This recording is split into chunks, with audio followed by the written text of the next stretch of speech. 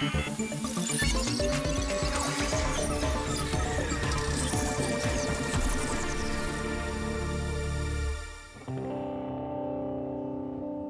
2016, the Indian gaming scene in general was still on the up and up. Back then, esports essentially meant going to your local gaming cafe, winning 2,000 rupees, and that's your weekend done. Historically, Indian teams have never done well in international tournaments. Most of them lost with embarrassing scorelines. One of the reasons that the Indian scene has always been sort of self-contained, and then you couple that with purchasing power in a country like India, not having access to performance machines. We really had to import expertise. Optic gaming was essentially the embodiment of every bedroom gamer's dream. It was very important to me to make sure that India was a focal point. I thought there was a huge potential there.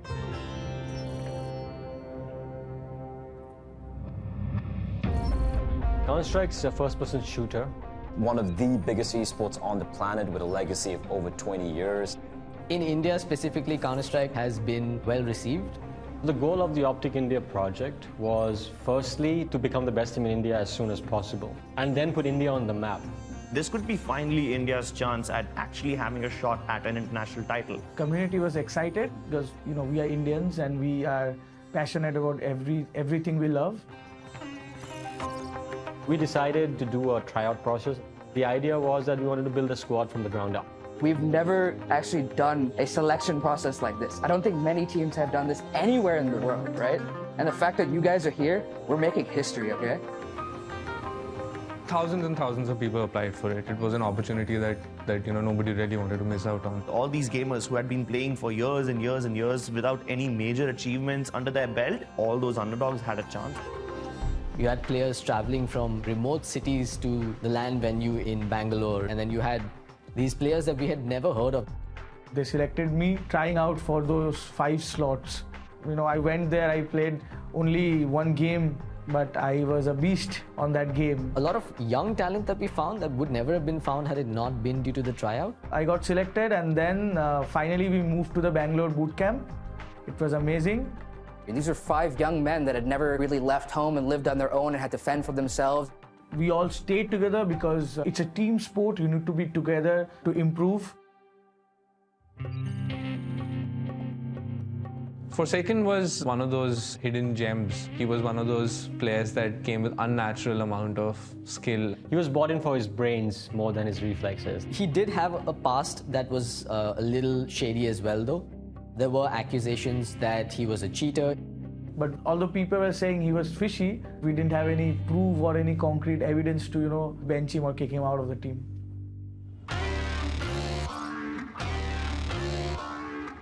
One of our biggest events coming up was one tournament in Shanghai.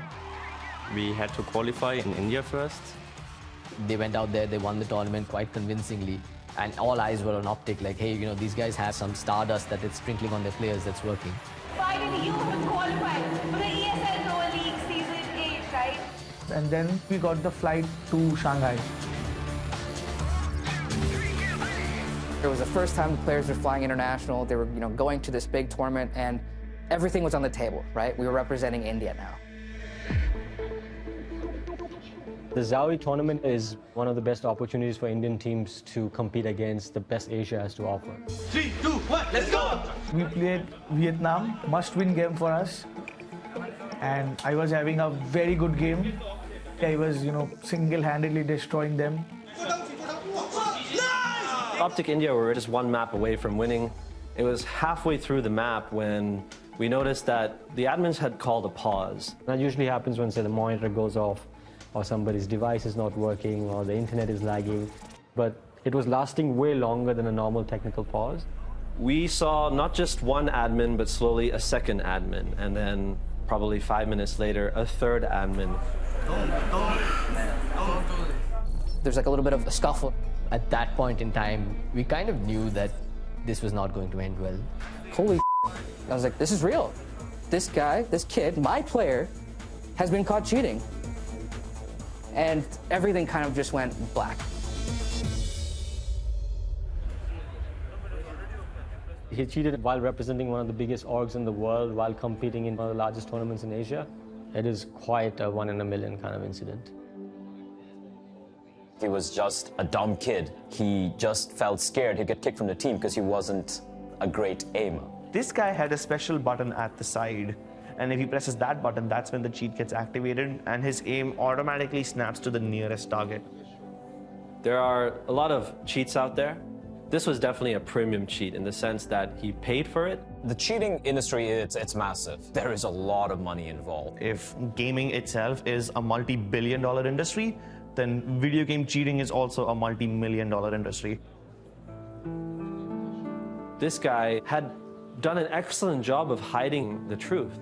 He not only hid it from his teammates, but everybody. He fooled everybody. That was really, a kick in the gut for all of us. The entire team had to be disqualified, and emotions are running really high. All the players, all his teammates felt extremely betrayed. I was crying the whole time holding the Indian flag. And I don't know what to do, what to say. I'm feared till this day this might happen again to me.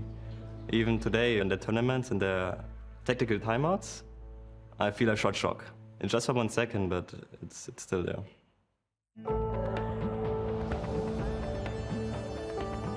It was like the perfect storm.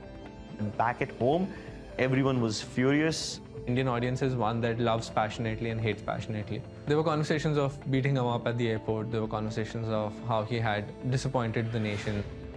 There was also a lot of racism and hate thrown towards the Indian players. Him and his team were disbanded. We were so close to greatness, and it all just came crashing down.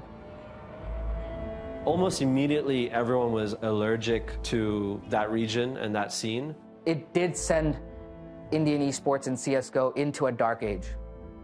We clearly realized that we don't have enough checks and balances in place. But then you had tournament organizers using this as a wake-up call to say that, we cannot let another Forsaken incident happen ever again. Without integrity of the game, we don't have a sport. Everything falls apart. Today, the Indian gaming scene is thriving. We are the first generation experiencing esports as a career in India. If I were to look back 10 years, we would be extremely happy back then if someone paid for us to take a 24-hour train from Mumbai to Bangalore. Today, nothing short of $100,000 is incentive to compete in a tournament.